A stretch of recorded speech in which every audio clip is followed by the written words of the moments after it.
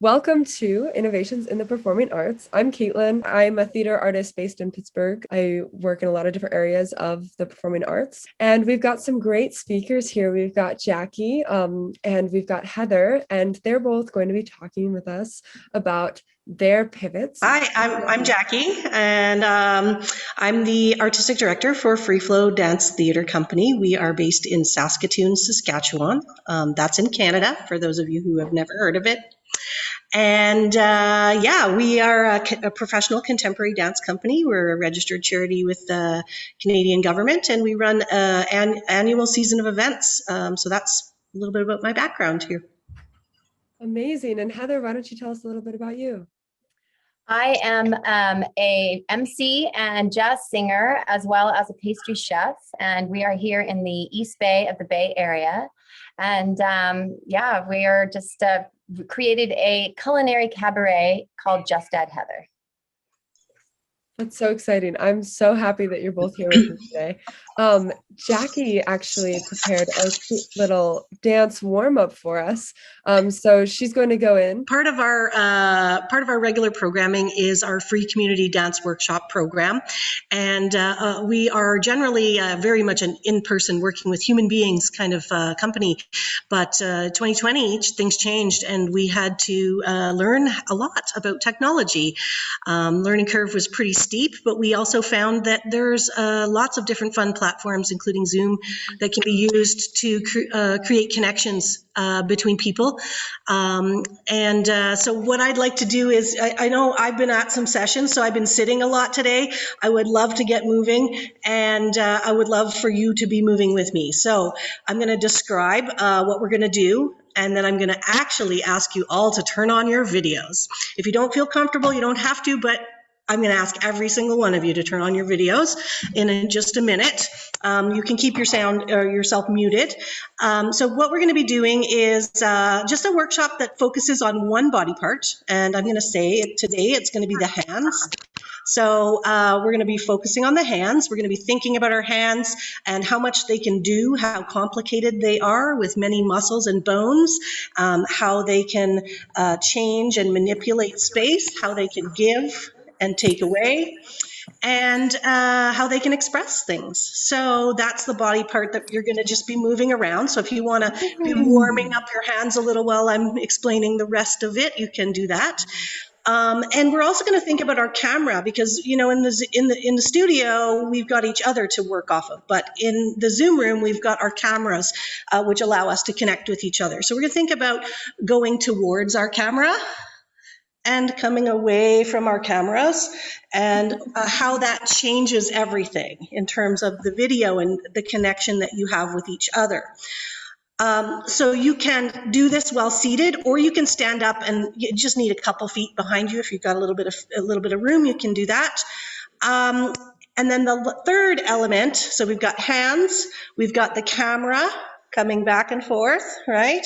And we've got the third element, which is each other. So I want you to look at other people's videos on the screen. And when you see someone who's doing something that inspires you, why don't you try echoing that, doing your own version of that? Why don't you try connecting physically with them through what their activity is that they're doing with their hands?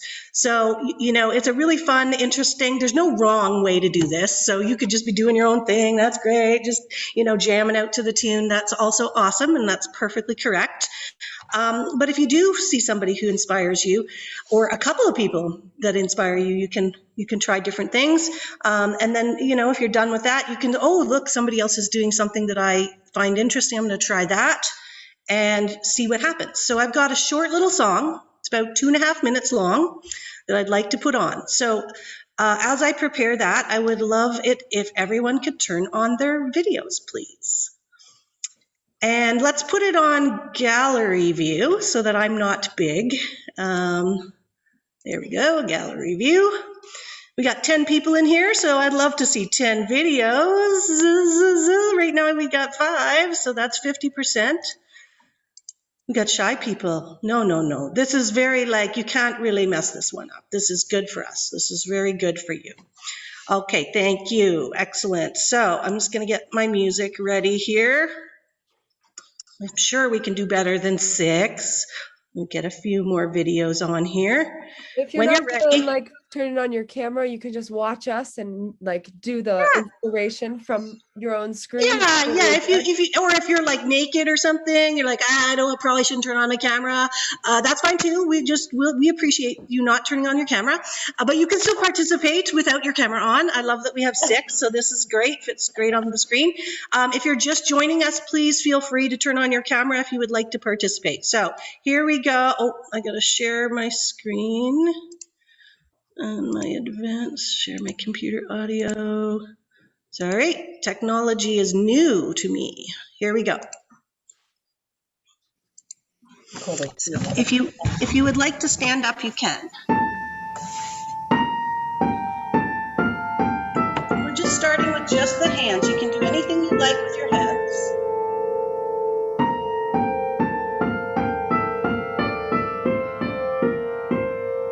You can move away and towards the camera.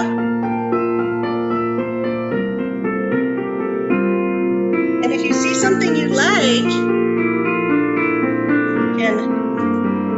you can try to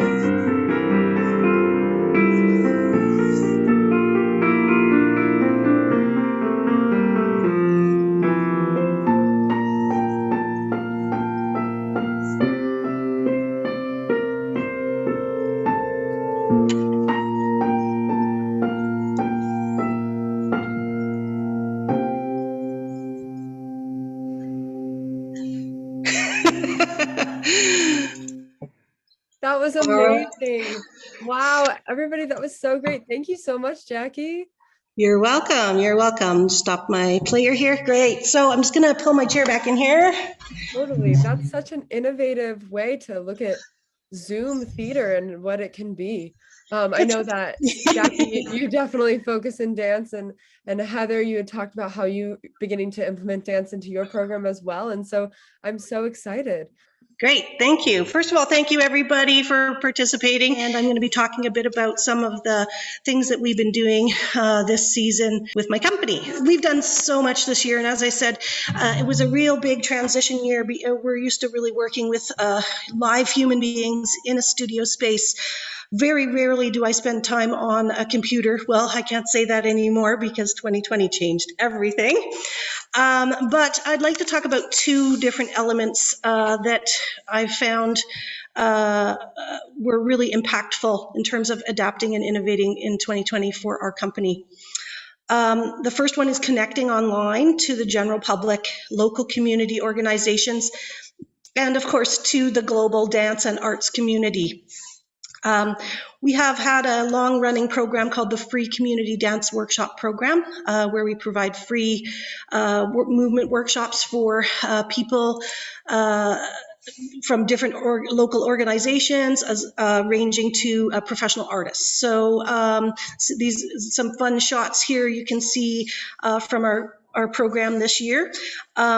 We decided that we were going to pivot and use online platforms to still be able to bring our programming to people. And so we worked with a variety of different types of platforms. We purchased and installed a huge screen TV, so our instructors, the local ones anyways, could come and use the big screen and be able to see everybody in quite a large format and be able to give proper comments and feedback to their students.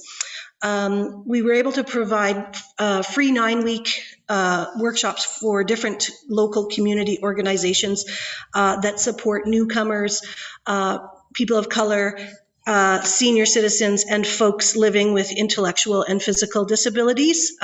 We specialize normally in working with senior citizens, and a lot of the groups were unable to facilitate online workshops with their seniors. So you can see just on the one side, there's some sort of circus folks. We developed what we called the circus-inspired dance parade, and we would bring it to the seniors' homes facilities, and we had a live samba drum duo who would come and play the music, and we would bring all the dancers through, also some of our circus performers through around the building where people could check it out from the safety of inside. So you can see in the one picture with the unicycle, there's some people, the staff and the seniors in the window there with their masks on, in the cafeteria, looking out the windows and being able to enjoy some entertainment after many months of being closed off and not being allowed visitors, things like that. Part of the program that we did for the workshop program is the Brain Body Connection series, and that is a professional development workshop series, which is for pretty much anybody who loves to move. So dancers, teachers, theater people, actors, is just open to anybody who wants to develop their professional skills in terms of movement and understanding of movement-based arts. So we were hoping to be able to do, no, not quite yet. Normally we were hoping to be able to do 30 workshops, but because we were online, we were actually able to double the amount of workshops that we were able to do to 60. So it was incredible. It actually brought global attention to our company by offering a regular Monday afternoon workshop series every Monday of the year, basically from April through to Christmas. And it's critical for dancers to have a regular movement practice. So we attracted artists from all across Canada, all over the US, Mexico, and even overseas coming to do these free professional development workshops. As you can tell, some of them were very sciencey. We had people participating outside at their homes in the summer, and a variety of different instructors. Every 2 weeks we had a different instructor. One of the things we thought about in terms of the workshops is that people aren't busy. So, there's all these really high quality, very famous dance artists available. Maybe we should ask them if they want to teach. And so we just did. We just asked. And they were available. So we were able to bring in like really big names in the dance community. It doesn't really register with most people, but within the dance community, I was fangirling out a lot because I couldn't believe the high amount of talent that we had bringing in, as well as mixing instructors that were local and from Saskatchewan as well. So yeah, it actually did more for us than we ever imagined, moving this program online. And we've decided that in the future, pandemic or no pandemic, having an online option for our workshop program is going to become permanent. So we're really pleased with that. Great. So, and then the next element is taking it outside. So you can move to the next slide. So the first performance that we did, we 2020 was actually our 25th anniversary for the Free Flow Dance Company. So we realized rather quickly that all of those amazing events that we had planned were no longer viable. After a brief but very intense grieving process, we all decided that's it. We're going to think outside the box, or rather outside the dance studio for us. And we took it outside. So we've never really, we've always done outdoor things, but we've never spent this much time working outside. And it brought a visibility to our company in our local community that was wonderful. A wonderful way to celebrate our 25th year. We changed our, this is from our performance pods. We rehearsed all of it through Zoom. And then we found scouted some outdoor locations, these beautiful private residences in yards and things like that. And we did live streams. You can tell there's little mini trampolines inside the dancers' costumes, so they don't locomote. They just stay in one spot, but they jump up and down, things like that. So we always maintained the safety distance of social distancing. And we were outside, so that was wonderful. We were able to live stream it, so people were still able to access that. And yeah, we'll move to the next slide there. So another outdoor performance that we do that we are quite well known for is our Back Alley Antics program. We do this program every year, and normally about 100 to 200 people show up for the performance. However, that was not viable this year, so instead we learned how to use an online ticketing program on Canada Helps, which is the online platform for Canadian charities. And we were able to take reserved spaces for performances, and we did 3 performances of the event. And we were safely able to mark out spots for audience members in the alleyways using sidewalk chalk and designated numbers and things like that. It was a ton of fun, and we were still able to do our outdoor performance. As you can see, we mostly focused on solo work, and our duet was masked. There were other performances as well. And we did collaborate with a local filmmaker to make a full film of the event to share with people on our YouTube channel, because our mandate really is to make sure that dance is an accessible art form that can be appreciated and enjoyed by everyone. How to do that when your tickets are limited can be tricky. So we found that getting a video done still allowed us to share it with our regular attendees. Yeah, so, and the next slide. We created a new program called the Dis Dances. And the Dis Dances program focuses on socially distant choreography that is done outside.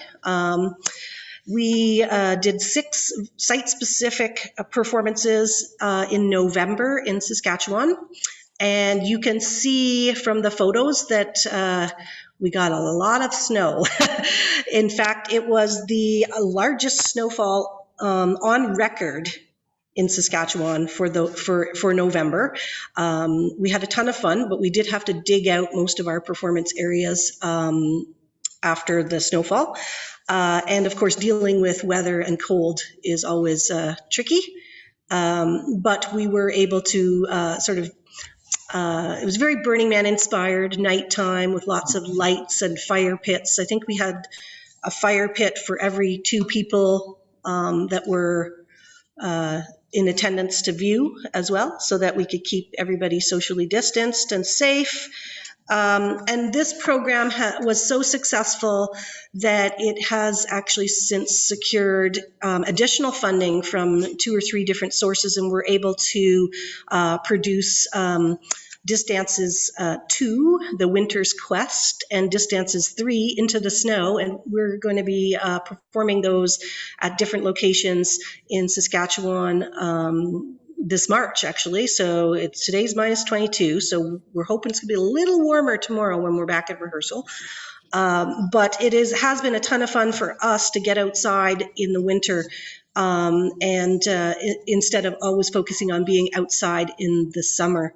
We, of course, are working with pandemic restrictions. So we are striving to create a safe environment for our performers and for our audience members. We're working with SAS Tourism Community Commitment to follow health and safety guidelines, and we've created COVID-19 agreements for all of our performing artists, our people behind the scenes, as well as our volunteers, so that we're all on the same page in terms of expectations. And we've designed performances to allow for social distancing of the audience members and, of course, masking and all of those things. And then we're finding creative ways, like having a duet through the ceiling/floor of a roof of a building. So instead of being allowed to do a traditional partner work, we've had to literally think outside the box or outside the building, and come up with different ways to dance together apart, if that makes sense. So that's a little bit about us. I think I've pretty much taken up all of my time. If you would like to find out a little bit more about the dance company, or if you want to get involved with any of our programs, please check us out on our social media. I'm happy to answer any questions later on today in the talk, but I'm going to turn it back over to Caitlin. Jackie, you're amazing. I'm so inspired by the work that you do, and I have a few questions just like about like what you are creating. So something I've noticed is like those Zoom photos. I saw those screenshots, everyone was in their own place, and like these outdoor experiences. How do you feel that these new areas of performance are affecting the artists that you're working with? Do you feel like it inspires a different type of performance? I think that it has to. What it does is it frees you from past conventions. So in terms of like I said, this is our 25th anniversary. I've never done any of these types of work before. It's quite exciting for me as an artist to choreograph a duet through the ceiling of a building. I've never even thought about doing that before. And so coming up with the ideas, like being forced in a way to come up with new ways of approaching things has actually brought like a fresh look, fresh eyes, and is inspiring not only to me as the creator and choreographer of the work, but to the dancers, because they get to be doing something completely new. Totally. Yeah, that's so true. It's really a new landscape for everyone.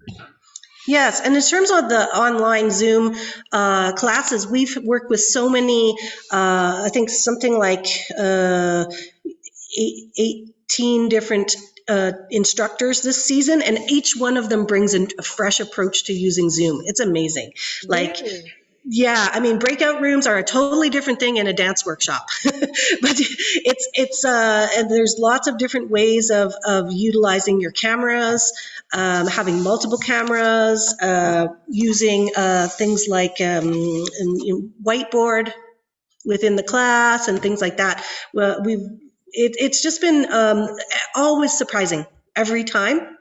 What the next instructor brings to the table in terms of how to use tools like this. Totally. I think that's something I've noticed as well in different Zooms. Everybody has their own different Zoom habits, expectations. So like, it's really great to have so many people coming in. And you mentioned that you are having like these big dance names come in and work with your students. That's such a great opportunity. So what I'm like realizing about your company is that you are so community focused, yet you're reaching out and reaching all these people outside of your physical community. Yeah, that's new for us. I mean, we've always brought in special guests, and we have programs where we present choreographers and dance artists from across Canada. But everything moving online really opened up. And also, to be honest, when we started the program in April, we were one of the first dance companies to start a regular program in Canada anyways, a weekly thing that was consistent, and nobody had work. So, and I know Heather was talking about this too to some degree, right? So nobody had work. We were in the very fortunate position to have grant funding to pay adequate wages for teachers, but we couldn't have classes. So we're like, how can we do this? We want to pay people so they can still be getting work. They can still be, teaching and getting gigs. How do we create a situation that allows us to hire artists during the pandemic and give them enough work so that it feels worthwhile to them? So, we were very fortunate that we had a full season of funding. We only had one funder take the money back, and the rest of the funders were very, very flexible in terms of how we managed our programming, as long as we were managing it. And like I said, this year we've actually had, because the community workshop program was so successful, we've actually had increased funding from two of the funders for the program because it was so successful last year. So I think it's just, when you can show them this list of like where all the different countries and places people are signing in from, that's pretty incredible. And the testimonials from people participating from local groups, heartwarming to hear that they looked forward to doing this class, this movement class every week because it was the highlight of their week and it made them feel connected to other people. And that was really made it all worthwhile. Totally. And I love that you mentioned that you are thinking of continuing these digital classes, even maybe in a post-pandemic world, because I'm such a firm believer in the idea that performance, we're in a new renaissance, obviously, Reinventaissance. We're reinventing what performance is and the innovation within that. So I love that you're planning on blending this pre-pandemic, post-pandemic performance world. How do you see that blend in the future? We have, in the summer, we were allowed to have, up to 5 people or up to 6 people in our space. So we did a test run to see how it would go. And we had our 6 company dancers in the space, and we had everybody else on the Zoom. And we had a camera set up so they could actually see the company class and participate in the class. It was actually great. Ideally, we would love to have everyone here, but what it does is it allows people who don't live in our city to be able to attend, right? Mm-hmm. So even, in the future, if people could attend in person, if there's a snowstorm or something and they want to attend, but they don't want to drive on the highway 30 minutes to get here, well, they can still attend. Or if they live in a different province or a different country and they're very interested in the instructor, they can still attend. So it was a really great combination. It gave it a nice energy to have a good group of people that they could see, especially having, the professional dancers there. They're fearless and they love to dance, and it's like the joy is really tangible when you witness it. And there were some really special moments. I would say very, very personal. Movement is personal, and it's a really private experience for everyone, but we're all going through a lot of similar things right now. So I think that when we are working with our bodies to allow expression come through, and we're working in a really honest and open and safe place, whether it's a Zoom room or whether it's in a classroom together, there's tangible effects in terms of how you feel and connect with other people.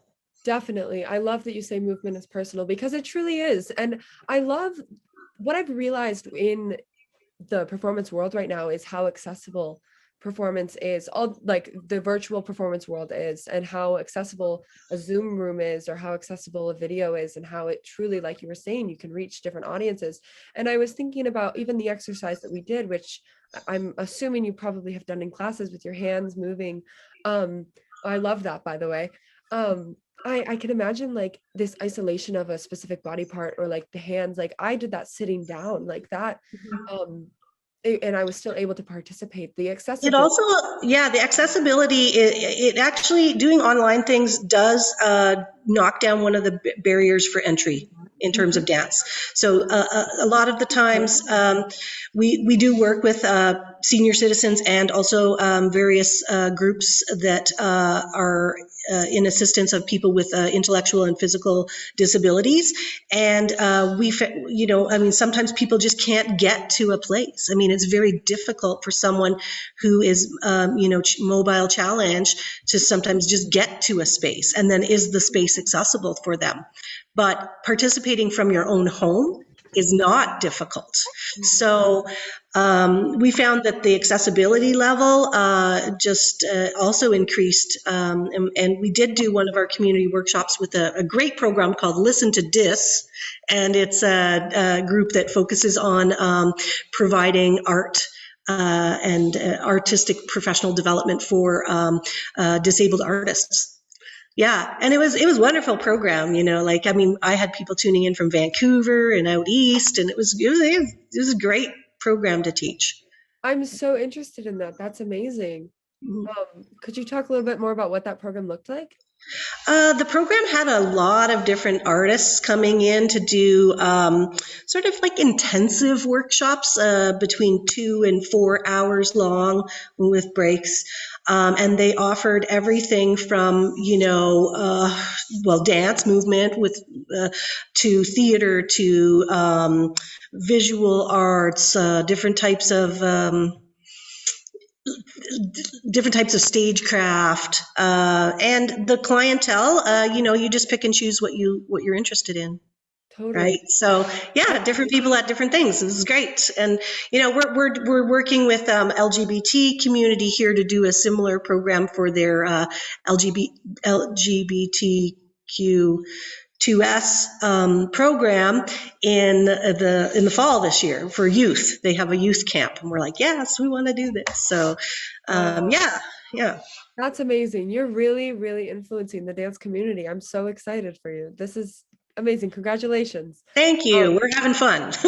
Thank you so much for sharing. Jackie, so inspiring, your story of how you jumped to this calling and found a way to reach people. And I think that what you were just saying now about how will this continue after the pandemic, I think is so exciting, because not everybody can make it to a concert or a venue or a play or performance or a class in person. And perhaps what comes out of this situation is that art is made more available to more people around the world because of what we've been forced to learn in this pandemic, and how to get it out there to everybody so that more people can have connection to the arts, which wasn't, always accessible for everyone. So that was really inspiring. Thank you, Jackie. Tonight we are doing our 50th live stream. Wow. And we started on March 26th here in the Bay Area. Everything shut down on March 16th. So I was a full-time MC of a big show where we had dancers in the show every night: belly dancers, contortionists, aerialists, and acrobats. And I was the MC, and I'm also a jazz singer. So I would sing a song in between every act and host the performers, and basically kind of improv and freestyle in between, talking to the audience and, just moving the show along. And so when this happened and we were kind of thinking, what can we do? We felt a calling to try to figure out how to connect with everybody and put something out there that would be lighthearted, funny, something that could entertain people and hopefully bring some joy through the camera. While we're all in the midst of this confusion, I felt like we really need a distraction of some joy, some music. And so I just started in my kitchen with a tablet and playing guitar and doing a dessert recipe, because I am a trained pastry chef, and I love baking and love sharing recipes. And although I have mainly worked as a performer in my life, I thought, why don't I just share some of my favorite recipes? Because bakeries are closed and restaurants are closed, and people are going to have to learn to cook, and they're going to have to learn to make things that they usually buy because it's hard to get into the grocery store. There's a line. So there's food issues. There's no bakeries. There's no restaurants. So I'm going to show some recipe and I'm going to sing some songs, and hopefully it'll, some of the joy that I have about what I love will come through the camera. And so we started live streaming, as that was the only kind of thing happening, was live streaming. And we've never done this before, didn't know how to do it. We did not have the high definition camera, the mics, the mixers, all of the sound equipment that later came as the show evolved into something completely different. So we just took our skills, myself and my husband, and started with the first show in the kitchen. I think we have a clip to kind of give you guys an idea of what it looked like and how it looked just totally homemade in the beginning. And the first clip would probably be I Miss the Human Touch. And I miss the that human touch, something that we take for granted, where you give a hug and a kiss to a stranger. I hope that we can go back to that without feeling so much danger. As we separate, I hope we come back. I am wishing for that. So what was crazy was we have 3 kids and we're busy with twins that are 10 and our teenage daughter who is just turned 20. And, just life in the house, quarantine life, the unknown future. I don't have time to write a song or figure out what I'm going to do. So I just, in the passion of trying to do this, picked up my guitar, which I've never performed with an instrument live. I've always sang with a band. And I just felt like we're just doing it. We're going to do it anyway. And every single time I pick up my guitar at the end of every show, it's a total stream of consciousness. Whatever I'm thinking in the moment, we're going to sing about, because the idea was, we don't have this human connection. So I want to be vulnerable. I want to throw myself into the mix so that you can have a real moment with me, so that there can be some kind of connection for whatever it's worth, hopefully to inspire or to just let people know, like, we're all in this together. We're all feeling strange. And so we did that for a little while. And then my husband said, well, let's use the high definition Canon camera. Let me see if I can do a high visual and run it through Facebook Live. Facebook Live was really set up for that, and IGTV. So we did that. We figured out the camera, but now we don't have microphones. We don't have a mixer, any of those things. So before we brought on microphones, I thought, okay, I'm really inspired by this drummer who's doing this hilarious live stream where he, freestyle raps for like 2 to 3 hours at a time. Oh, look who that is. Hi. And and so I was really inspired by Aaron Kerbel's live streams, a really well-known and celebrated Bay Area percussionist. And I invited him to come on the show with me. And this was in May. And this is sort of the beginning of the pandemic where, it wasn't like, oh my God, you can't have anybody in your house. It was still sort of unknown what was happening. So I invited Aaron in to play drums in the kitchen. And this is before we set up the full drum set, before all the microphones, before the mixers, before we brought this quality up, just Aaron and I together figuring out, what does it sound like and look like if I make a recipe while you play live drums? And we stumbled on a relationship and a combination of synergy that has completely blown my mind. And he's my best friend now. The clip that I have to show is from our very first performance together. This is episode 10. And mind you, tonight we'll be doing episode 50 of live stream. This one is called Just a Couple Goofballs. And again, this is improv. I have no idea what he's going to play. He has no idea what I'm going to say. And you see us come together on this. And we're having so much fun. And we're hoping that the people who are watching it can feel the fun and that it's lifting them. So this clip is called Just a Couple Goofballs. Just a couple goofballs getting by. Just a couple goofballs getting high. Messing around in the kitchen. We're cooking up something, just listen. In that moment, when we didn't rehearse that, and yet we hit that, I was like, okay, this is it. This guy, we're meant to be. Like, it's crazy. And so the 3 of us, myself, my husband, and Aaron, got psyched on how do we bring this to another level, which was just the band. And I didn't even imagine making it into a variety show and inviting some of the dancers, aerialists, contortionists, artists from my previous job onto the show to make a cabaret setting, which would eventually create this platform for artists to share, because we're dying to perform. I mean, we're literally, I don't want to say that we're dying, that's not the right word right now.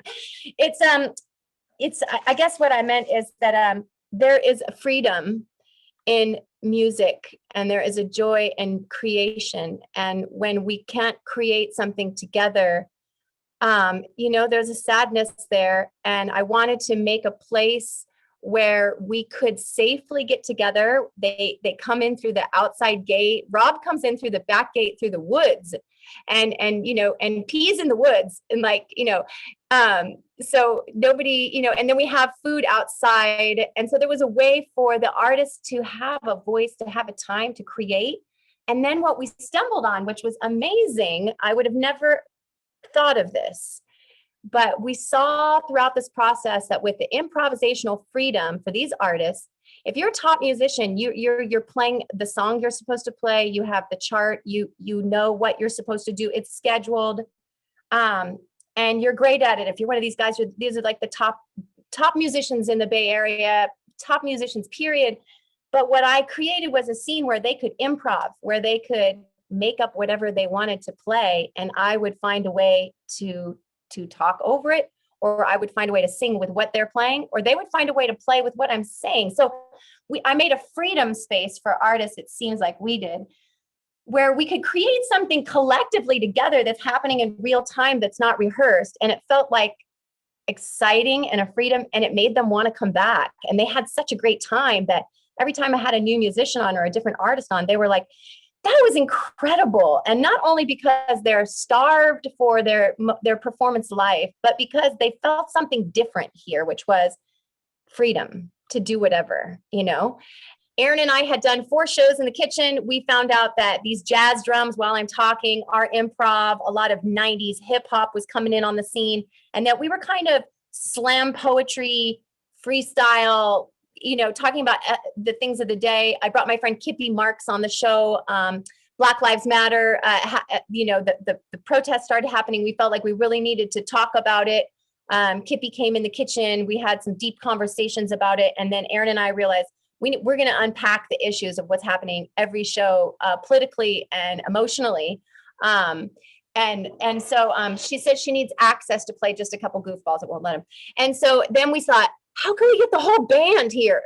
And I called my piano player friend, Rob Reich, and he says, well, if you could do something outside, I could do it. And I thought, well, how in the world would I do something outside? I mean, we have this old piano, and my husband thought, oh, well, we could wheel the piano out. He built 4 ramps to wheel the piano out around the pool of the house we rent to the backyard.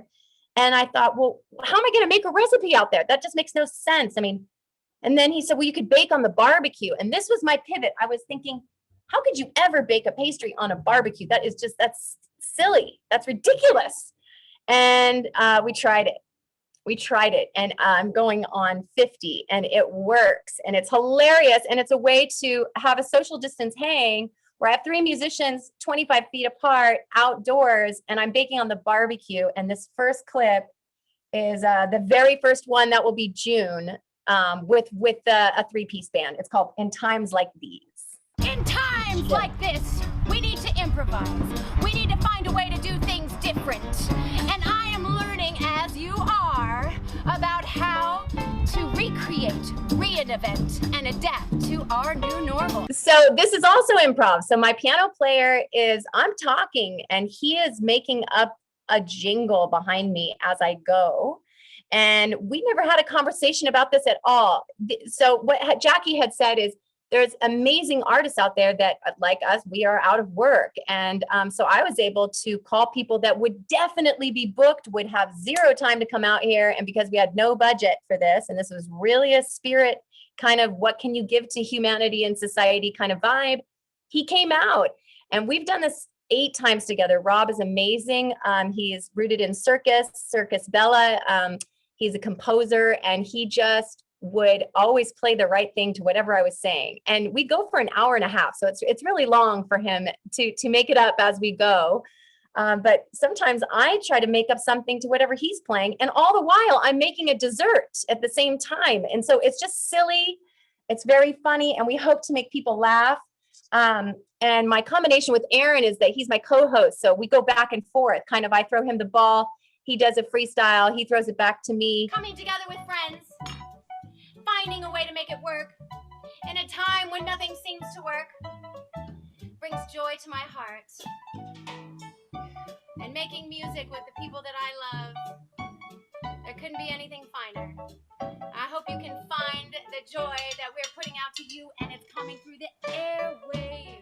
And that's the hope, was that, you know, can we have some kind of moment where we can share something that's uplifting, because the news was so scary and we were living in uncertain times. So making people laugh, laughter, comedy, improv, joy.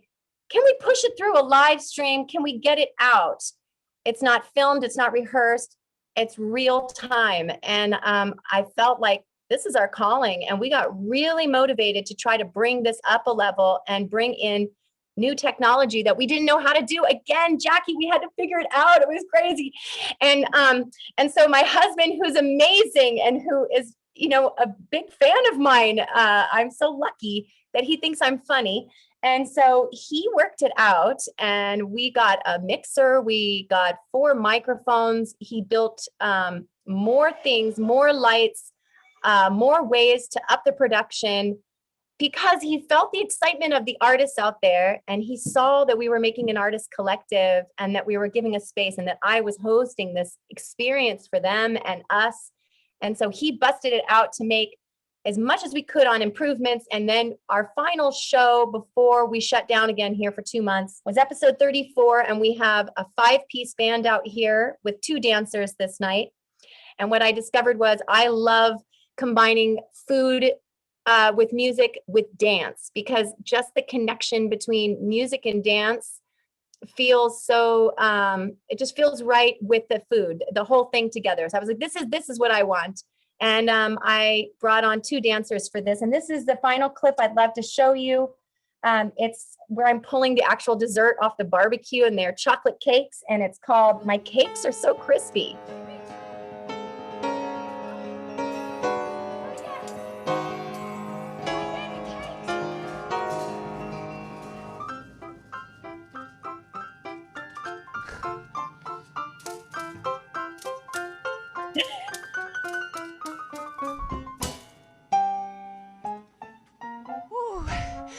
My little cakes are so steamy.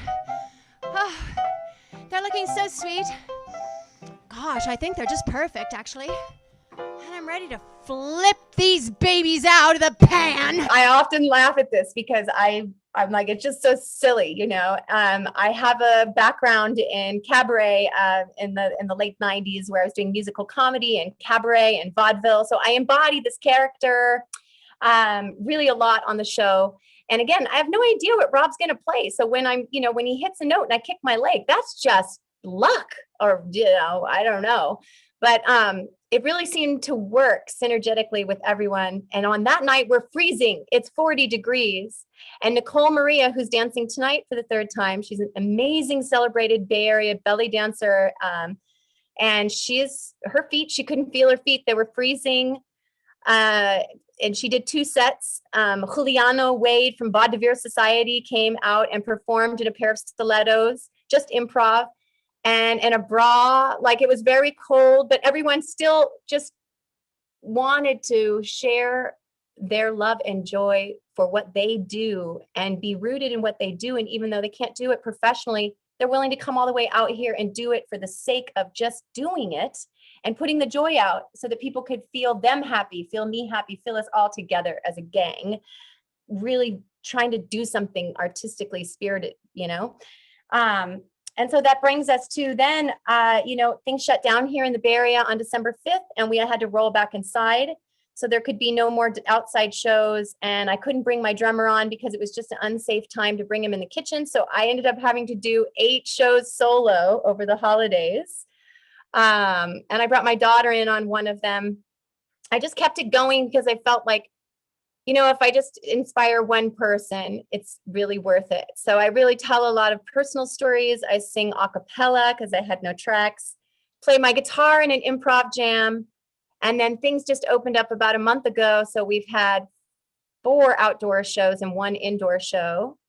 And I'm looking into the future, and I realize that this experience has brought us something so precious, which is this joy of improv, where there's this freedom for us to have a vulnerable moment that really sets you on fire, because you don't know if it's going to be good or bad, and you could crash and burn.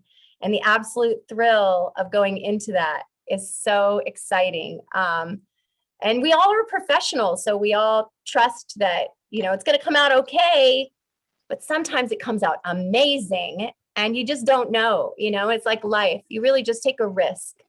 And this risk has been the greatest and most incredible joy. My husband and I married 11 years, and we have just been filled with inspiration doing this together, and knowing that we're ready to take this show out to outdoor venues when things start to open, and we have enough of a following to really do that. And the artists that have performed here, there's been 19 different people on the show over 11 months that would absolutely love to do it again if we can bring this to a venue and turn it into sponsorship. If we can get sponsorship to give us ingredients or supplies, or sponsor us, so that we can make this a gig that's paid. But for right now, in this story, it's been about creating something new that hasn't been done before, which is culinary cabaret, which is dance, music, and a recipe, live and improv. So it's exciting. And I have to say that our children have watched us do this together, and it's been really magical and beautiful, I think, for them to see their parents so inspired and motivated to do something that is just for the sake of making art during these times. And I think that they'll always remember this all their life. And it just shows a really romantic story. And we are definitely not stopping doing this. We're just looking for avenues to how to bring this culinary cabaret to a venue. Totally. Wow. That's so inspiring, Heather. You really built this out of what Nothing. you know and love. Yeah. Yeah, love. Yes. I'm just, as you're talking, I can see the joy and the love that you have for Just Add Heather and for your experiences. And I'm just so inspired, because to me, I see you combining so many of your passions into one show and one project. Like it's the Just Add Heather show, but it's so much of your different passions. Could you talk a little bit more about how those all blended together? It was something like I had talked about a few times before in the past with various other friends, like, hey, I want to do a cooking show. And I had taken many tries at trying to do some sort of cooking show. And then I realized it doesn't ever come off like a cooking show. I'm too quirky. I'm a cabaret character. It's too saucy. I can't be straight forward. I can't be, a cooking show host. But I really still wanted to share my love and passion for food, because I went to school, and I spend, most of my day, every day, cooking all the time. So I thought, how do I do this and bring in my other talents? And then, becoming a full-time MC in 2019, and all that time on stage kind of gave me this fearlessness where I thought I could get up on stage anywhere with no preparation and just go for it. And that thrill of the vulnerability, and just, letting yourself hang out there for whatever it's worth.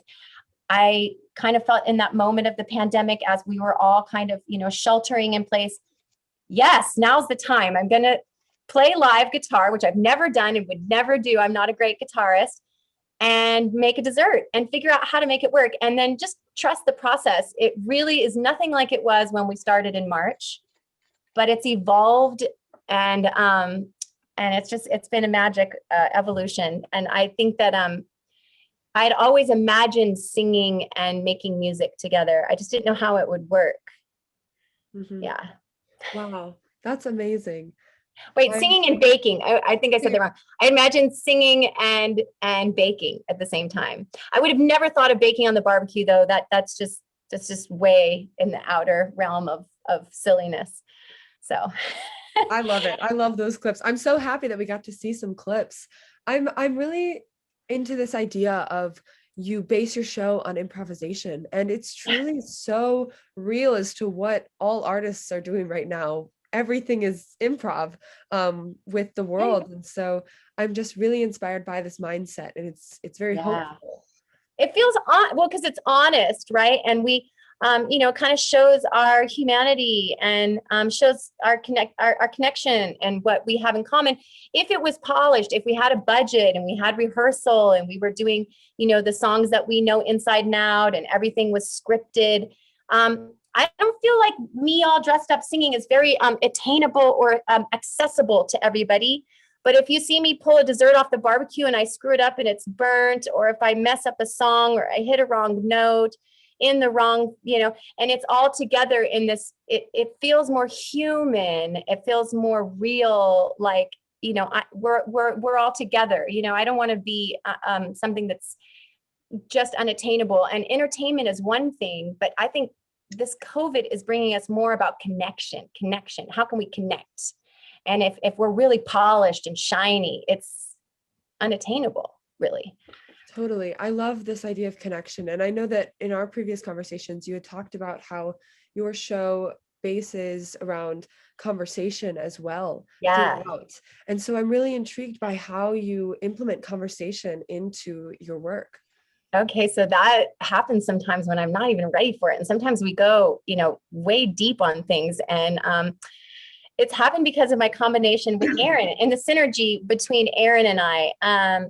Aaron Kerbel, my drummer, but also my co-host, he pretty much asks a question, or we throw the ball back and forth, or we say, oh, how do you feel about that today? Or he'll mention something and we kind of go off on a tangent about it. That's why this show is so long. It's tangential improv, but we kind of together, because he's also sort of an arts activist and he has a lot to say.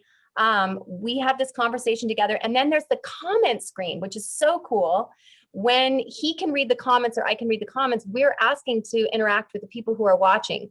And we're also taking song requests on the fly too. Like, I'm going to sing it even if I don't know it. We're going to try it for you. And so we look to the comment screen to see if there's anybody who has something to say that we can riff on. If nobody has something to say we can riff on, then we kind of talk about what's going on right now. Like, how are you feeling? Oh my God, my kids have been home for 100 days. They don't have play dates. They don't go to school. They don't see their friends. How is that feeling? We unpack that. We've talked about, so many issues as they were happening, and a lot of political things too.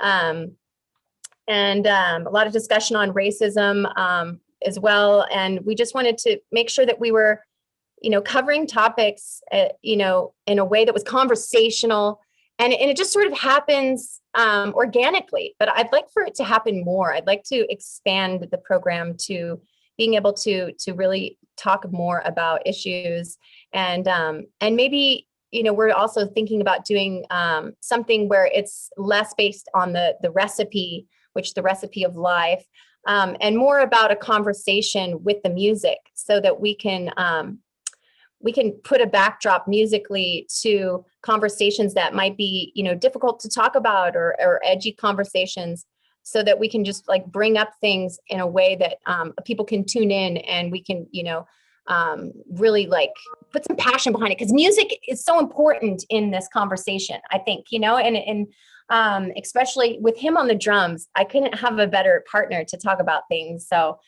I think what we're going to do is move this to a monthly outdoor culinary cabaret instead of every week, because it's been a lot to put it on every week. And then maybe start doing something where we can talk about things more, and less of the cabaret vibe and more the music and conversation vibe too, so that we have both. Because I realize I really love using this medium to, to cover some issues. Totally. That's really, really exciting. I can't wait. Where can we find your information and find your live stream? So I'm live on Facebook under Humboldt Heather Foods. And then I'm live on Instagram with Just Add Heather. And then the YouTube channel, we take the live stream that we just recorded on the high def camera and we move it to YouTube. So it's archived there forever on Just Add Heather YouTube. So all of the shows live there, including the indoor shows in the kitchen. And then the website, which is justaddheather.com. And we're working to put more things up there, so that when things open up for outdoor venues, there's a way to bring this out to people, and not always with the recipe. Maybe we're just trying to figure out and get more ideas, but it's evolving. So tonight we'll have a piano, Rob Reich, and stand-up bass, Ollie Dudek, and drums, Aaron Kerbel, and dancing, Nicole Maria. And I have no idea what I'm going to sing tonight. So it will just be, we'll see. That is so exciting. We all have to tune in. That would be great. I would love to have people tune in for the 50th. It's been insane that we've even done 50 live streams. I think that this experience of finding a way to take what you do and bring it to more people, and what Jackie had said about her classes increasing, the workshops increasing, is exciting. That just means that we're bringing it to more people through this visual medium, which at the beginning was like, oh, it sucks, we can only do it this way. But now it seems like, wait a minute, there's a hidden gem here. We can get to more people this way. Wow, I'm so inspired. This is so exciting. Your work is so great. I'm so happy you were able to join us today I see a guitar. I see somebody with a guitar. Yay. Oh yeah. Amazing. That's so great. So that's thanks. amazing. That was so cool. It was really great. I've actually seen you before. I was like, where have I seen this person? And then I got the link and saw your Humboldt the Facebook. Yeah, just beautiful. Yeah, I'd love to check it out sometime, the cabaret. But yeah, I play guitar and sing and stuff. But you're awesome. Thanks. Oh, wonderful. Thank you so much. Well, if you're in the Bay Area, you should come on out and jump on the show. Oh, that would be cool. Yeah, I live in Davis, actually. I'm connected to the whole burner San Francisco scene from many years ago, but yeah, we share a lot of mutual friends. You might have seen Marlo Bassett from Metamorphosis Ballet on the show. She performed. She's a big performer in Burning Man as well. Cool. Yeah, I'm friends with Maya. She got me a ticket, that Mama cool. Yeah. But yeah, I'll hook up with you on Facebook. I'll try to follow you or friend you or something. And I just love your style. So it's great. Thank you. Send a message in Messenger about the type of music that you do through Facebook Messenger, and we'll connect that way. And we'll see if you want to come on the show. I always believe that you do like an open mic kind of cabaret kind of thing. Well, I've been looking for more of those. Yeah, well, it's improv, and I bring different guests on the show. Last week we had Rich Armstrong, who is a very celebrated trumpet player, a musician, guitar player in Jazz Mafia, and he sang. He doesn't usually sing in the band Jazz Mafia, but he came and sang 2 songs. He's an amazing singer. Played trumpet, played guitar, played percussion. So it's great to have different artists on the show. I really want to feature different artists all the time, and make this accessible to a lot of people, so that you can have that kind of improv freedom. He did 2 songs that were his songs. I think he did an Al Green song. So you can play a cover tune too, whatever you want. Well, that's great. Yeah, I play a lot of bluegrass, jam band stuff, and I've mostly been playing a lot myself and trying to get to do open mics and play out. I was thinking of just going to farmers markets, but I played music for a long time. But yeah, that's awesome. We I'm sure we have a lot of mutual friends, and I'd just check out the cabaret and see what it looks like, and then maybe I can send you a note or something. Great. Well, we have a dancer tonight, so check it out tonight, because it's great to see when there's a live dancer. So there's a show tonight, and it's all on your Facebook Live. That's where the main thing is. I'm about to put up the promotion for tonight. I think we're going to go live around 7 o'clock. Folks are arriving here at about 6:30, and we'll probably go live between 7 and 7:30. And it will be on the Facebook Humboldt Heather Foods, and I'll put up a post in advance to promote Nicole Maria coming on the show. So yeah, please join us tonight. And also you can drop some comments in the comment box, and Kerbel does comments. He will read what you write, and we'll work it into the show. And if you have a song request, drop it in the comments. Amazing. All right, Thank great. you so much, Heather. And this was such a great connection. I hope that you two talk about music and jam out. Thank you so much, everybody, for joining our Innovation in Performing Arts panel. This is so exciting. And Thanks a lot. yeah, thank you. I'm so inspired by everything that's being created and just what is happening in the performing arts community and what is being invented. So reinvented, haha, Reinventaissance. So thank you again, Heather and Jackie. This was amazing. And then everybody, you can just plan to go back to the main Zoom room from the Reinventaissance webpage. I can put the link here, actually. Let me get it really quick. And then the main stage room, or we have a few more workshops going. But the main room the main Zoom room, which I'm drop the link here, is where you'll head back to keep going through the conference. So yeah, and if anyone has any questions, Jackie or Heather, let them know, reach out. And this is so exciting. But yeah, thank you so much. And I was just gonna say, I love the hand thing. I'm actually a teacher, and so I'm gonna try that with my class to get them to turn their cameras on. Oh, that's wonderful. I think that would be so exciting. Yeah, That'd be Jackie, great. that was Cool. a great exercise.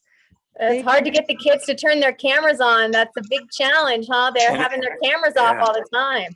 Yeah, and I have kids too. I got two little, a 9 and a 12-year-old, but they're not little anymore, I guess. But yeah, just the whole disc dance. I like that disc dance. I'm gonna steal that idea, but no one will know. Like, we're gonna do a disc dance now, and it'll be so corny. It'll be awesome. Yeah. Yes. I love that. Thanks. Amazing. Yeah. I'm so happy you could make it. Awesome, everybody. So this has been a great Zoom, and I'll see you all back in the main room. Bye. Have a fabulous day. Enjoy the rest of your Hey, congratulations, Thank you. Jackie. And you as well. Bye, Thank you. everybody. Bye. I think I'll title this song, Gosh, I Wish I Had a Coffee. I forgot to make one. Gee, I could use some caffeine.